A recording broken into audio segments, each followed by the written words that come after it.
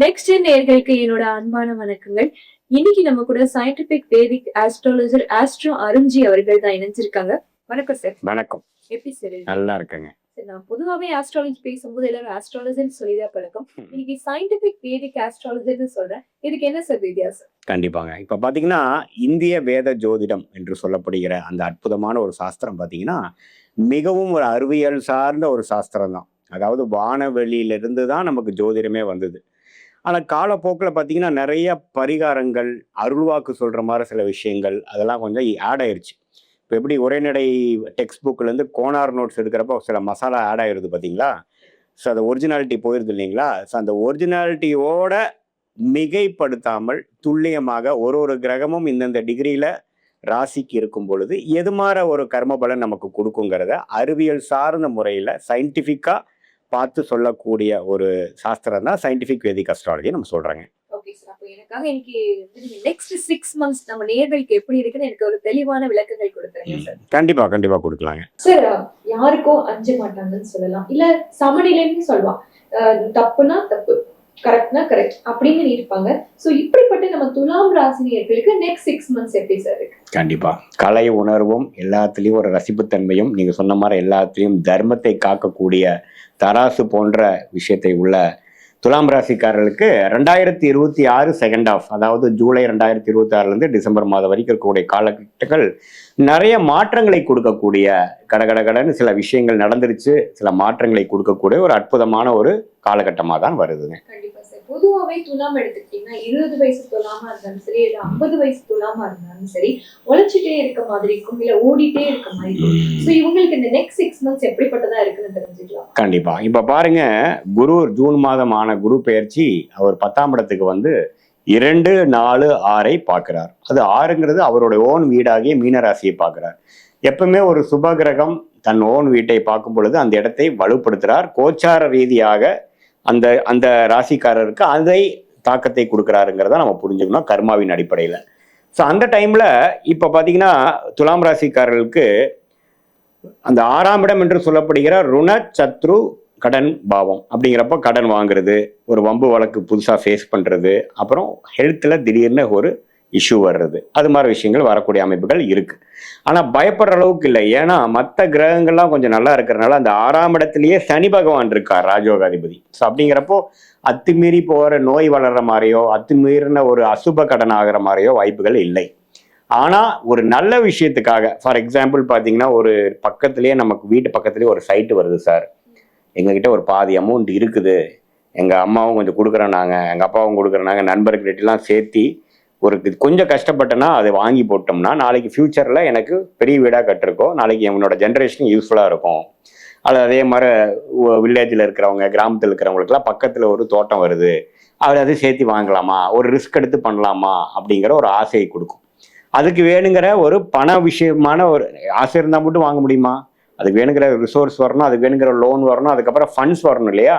அந்த ஃபண்ட்ஸ் எல்லாம் கிடைக்கக்கூடிய ஒரு காலகட்டமாக இந்த 2026 செகண்ட் ஆஃப் வருது. எப்படி வருது சார்? கொஞ்சம் ஜுவல் லோன் வச்சேன் சார், அப்புறம் நம்மளோட ஃப்ரெண்ட் சர்க்கிளில் கொஞ்சம் கைமாத்தா கேட்டோம், அப்படி இப்படின்னு பண்ணி முடிச்சிட்டேன் சார் நான், அப்படிங்கிற மாதிரி ஒரு அமைப்பை கொடுக்கக்கூடிய அமைப்பு. அது இடமா இருந்தாலும் சரி, வீடாக இருந்தாலும் சரி, தொழில் அபிவிருத்திக்காக செய்யக்கூடிய அமைப்பாக இருந்தாலும் சரி, எஜுகேஷனல் லோனாக இருந்தாலும் சரி, ஏதோ ஒரு கடன் பட்டு நான் ஒரு நல்ல விஷயத்தை என் குடும்பத்துக்காக எனக்காக நான் செஞ்சுக்கிட்டேன் அப்படிங்கிற மாதிரி அமைப்புகள் கட்டாயம் உண்டு.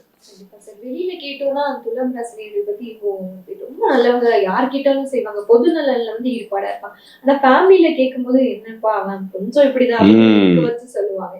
சோ ஃபேமிலி லைஃப் பொறுத்த வரைக்கும் இந்த நெக்ஸ்ட் மந்த்ஸ் எப்படி சார் இருக்கு? கண்டிப்பாங்க. இப்ப பாருங்க, அவங்க வந்து அந்த ஊருக்கு நல்லவராக இருக்கக்கூடிய ஒரு ராசியாக இருக்குது. ஏன்னா அந்த தராசு தான் அவரோட சிம்பிளாக கொடுத்து உள்ளுக்குள்ள வந்து எந்த ஒரு பெரிய கணவராவோ மனைவியாவோ அல்லது குழந்தைகளுக்கு வேணுங்கிற தகப்பனாரோ ஒரு அப்படி எப்படி கொஞ்சம் குறைகளோட நபராக இருந்தாலும் சமுதாயத்தில் பார்த்தீங்கன்னா அவர் எப்பவுமே நல்லவராச்சே, எல்லாத்துக்கிட்டும் நல்லா பழகுவாரே, ஐயோ அவருன்னா எனக்கு உயிருங்க, அவரை நம்பலாங்க அப்படிங்கிற மாதிரி நல்ல பேர் இருக்கும் இவங்களுக்கு ஆக்சுவலாக. ஸோ அப்படி இருக்கிறவங்களாகிய இவங்களுக்கு பார்த்தீங்கன்னா இப்போ நடக்கக்கூடிய அமைப்புகள்லாம் வந்து இன்னுமே வந்து அந்த வெளிப்புற மக்களுக்கு வேணுங்கிற விஷயங்கள் இன்னுமே செஞ்சுட்டு தான் இருக்க போறார். ஆனா அவருக்குன்னு சில விஷயங்களும் இந்த முடிச்சுப்பார். நம்மவே வந்து பொதுநலவாதியாக இருந்து நமக்கு ஒண்ணுமே செய்யலைங்கிற ஒரு கெட்ட பேர், ஒரு குற்ற உணர்வு உள்ள துலாம் ராசிக்காரர்கள் இந்த காலகட்டத்தில் இத்தனை கான்டாக்ட்ஸ் வச்சிருக்கோமே, இத்தனை ஒரு சோஷியல் ஸ்டாண்டிங் நமக்கு இருக்கு, இது மூலமா நமக்கு ஏதோ ஒரு ஆதாயம் பண்ணிக்க முடியுமான்னு நினைச்சா இந்த டைம்ல பண்ணிக்கலாம்.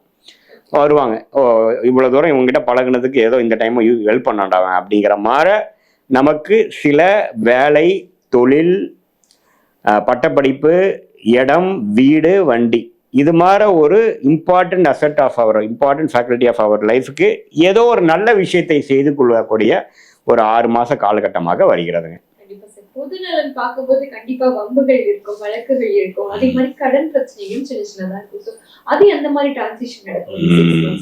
கண்டிப்பா. இப்போ கடன் இந்த 6 மாசம் முடிக்கலான்னு பார்த்தா கஷ்டம். அதே சமயத்துல ஏதோ புதுசா ஒரு வம்பு வழக்கு வராமல் இருந்தா சந்தோஷம். அது மாதிரிதான் இருக்கு. ஏன்னா 6ஆம் இடம் வலு பெறுகிறது. ஸோ என்ன ஆகும்னா, திடீர்னு சார் நான் என் பக்கத்து வீட்டுக்காரன் எனக்கும் முதல்ல இருந்தே பிரச்சனை சார். இப்போ திடீர்னு பார்த்தீங்கன்னா அவன் வந்து 2 அடி இந்த காம்பவுண்டுக்குள்ள இருக்கிற 2 அடியும் அவனுக்கு சொந்தங்கிறான். ஒரு சின்னதாக ஒரு கோர்ட்டில் கொடுத்து பெட்டிஷன் வந்திருக்கு சார் அப்படிங்கிற மாதிரி வரலாம். அல்லது நம்ம வேலையில் ஒரு சின்ன கொறி வரலாம். அல்லது நம்ம ஹஸ்பண்ட் ஒய்ஃப் ரிலேஷன்ஷிப்பில் பிரச்சனையாக போயிட்டு இருக்கிறது பார்த்தீங்கன்னா இந்த விவாகரத்து, அது மாதிரி விஷயங்கள் வந்து இப்போ தான் ஸ்டார்ட் ஆகலாம். ஏன்னா எப்போவே நாங்கள் முடிவு பண்ணிட்டோம் சார், எங்களுக்கு செட் ஆகாதுங்கிறப்போ இப்போ இந்த காலகட்டத்தில் நீங்கள் சீக்கிரமாக ஈஸியாக முடிச்சிடலாம் அப்படின்னு நினைக்கிற டைமில் ஒரு சின்னதாக ஒரு செக் வரும். ஃபார் எக்ஸாம்பிள், இப்போ எனக்கு தெரிஞ்ச ஒரு துலாம் ராசிக்காரருக்கே பார்த்தீங்கன்னா அவர் 6 மாதத்துக்கு முன்னாடியே அவருக்கு விவாகரத்துனார். கண்டிப்பாக அவங்களுக்கு ஃபியூச்சர் இல்லைப்பா, மேரேஜ் பொறுத்த வரைக்கும் அடுத்த திருமணம் ரொம்ப நல்லா இருக்குது பண்ணுங்கண்ணா. ஆனாலும் ஜூன் மாதம் ஆகிற குரு பயிற்சி 6ஆம் இடம் வளர்க்கறனால நீங்கள் நினைக்கிற மாதிரி கேஸ் முடியாது, கொஞ்சம் கேர்ஃபுல்லாக பண்ணுங்க அப்படின்னு சொல்கிறப்போ, இப்போ அந்த குரு பயிற்சி ஆனதுக்கப்புறம் அவர் கூப்பிட்டு சொல்கிறாரு, ஆமாங்க இப்போ வந்து மெயின்டெனன்ஸ் போட்டிருக்காப்புல, அது வந்து முச்சுவலாக முடிகிற மாதிரி தான் இருந்தது. இப்போ ஒரு சின்னதாக இன்னொரு பேப்பர் என்ன வந்திருக்கு, ஒரு பெட்டிஷன் மெயின்டெனன்ஸ் அப்படின்னு என்ன, அதில் வந்து ஒரு சில கொக்கி போட்டிருக்காங்க. ஸோ அது மாதிரி வம்புகள் சிலது வளர்ற மாதிரி ஒரு ஒரு அடுத்த லெவலுக்கு போகிற மாதிரி விஷயங்கள் இருக்குமே ஒழிய அதையும் சமாளிக்கக்கூடிய அளவுக்கு தான் இருக்குது. அதுக்கு வேணுங்கிற சில அவகாசத்தை கொடுத்து அதை முடிக்கிற மாதிரி வருமே ஒழிய அத்துமீறி போகக்கூடிய அமைப்புகள் இல்லை. இப்போ பாருங்க, இப்போ அந்த கடன் வருது, இந்த நேரத்தில் எல்லா பேங்க்காரனும் உங்களை கூப்பிட்டு கடன் கொடுப்பான். நம்ம வேண்டானாலும் சார் உங்களுக்கு உங்களுடைய கிரெடிட் கார்டில் எலிஜிபிலிட்டி வந்திருக்கு சார், சும்மா நீங்கள் ஒரு சின்னதாக ஒரு கிளிக் பண்ணிங்கன்னா போதும் சார், பணம் 5 நிமிஷத்தில் உங்களுக்கு கிரெடிட் ஆயிரும் சார், அப்படி இப்படின்னு போட்டு ஈஸியாக வரும். இந்த டைமில் நமக்கும் இருக்கிற நேரத்தில் இருக்கிற டென்ஷனில் இருக்கிற பண தேவைக்கு நம்ம போட்டால் தான் என்ன அப்படிங்கிற மாதிரி தான் தோணும். ஏன்னா இந்த டைம் அப்படி ஓடுது. அப்படிங்கிறப்போ உங்களுக்கு என்ன தேவையோ அதுக்கு மட்டும்தான் நீங்கள் வாங்கணுமே ஒழிய, இப்போ கொடுக்குறானேன்ட்டு நீங்கள் வாங்கிட்டீங்கன்னா கடைசி கட்ட போகிறது நீங்கள் தான், இல்லைங்களா? ஸோ அதனால் அந்த கடன் விஷயத்தில் தேவைக்கேற்ற கடனை மட்டும் நீங்கள் வந்து அதை எடுத்துக்கணும். தேவையற்ற கடனை வேண்டவே வேண்டாங்கிறதுல மன சஞ்சலம் இல்லாமல் இருந்து இந்த காலகட்டத்திலிருந்து வெளியில் வரணும். நீங்களும் சுயநலம் இல்லாம பொதுநலம் கருத்துல துலாம் ராசினியர்களாக கண்டிப்பா ஒரு லைக் பண்ணிடுங்க, சப்ஸ்கிரைப் பண்ணிடுங்க. ரொம்ப அருமையா சொன்னீங்க. நன்றி.